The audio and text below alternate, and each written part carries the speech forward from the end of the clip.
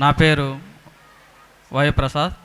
మాది నంద్యాల మండలం, నంద్యాల జిల్లా, చాప్రేవుల గ్రామము.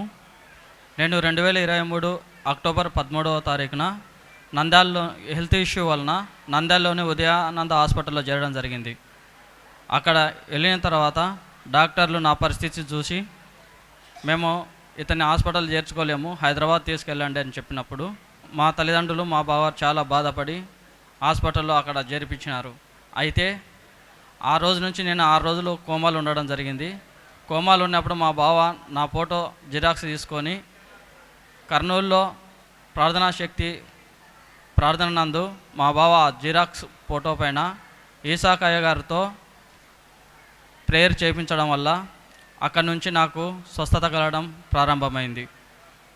అయితే స్వస్థత కలిగించినటువంటి దేవుడు ప్రభువా, అదే గొప్ప దేవుడు నాకు 2025లో జరిగినటువంటి మెగా డిఎస్ నందు ప్రభు గొప్ప రీతిగా నాకు గవర్నమెంట్ జాబ్ ఇచ్చి, ఏ నెలలో అయితే నేను అక్టోబర్ 13వ తారీఖున హాస్పిటల్ చేరాను, అదే 2025 అక్టోబర్ 13వ తారీఖున గవర్నమెంట్ జాబ్ నందు నన్ను ఎంచుకొని నన్ను స్థిరపరిచేటట్టు చేయడం జరిగింది.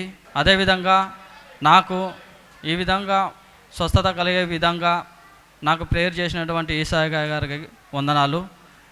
దేవుడు ఈ యొక్క చిన్ని సాక్ష్యం దీవిస్తాడని కోరుకుంటున్నాను.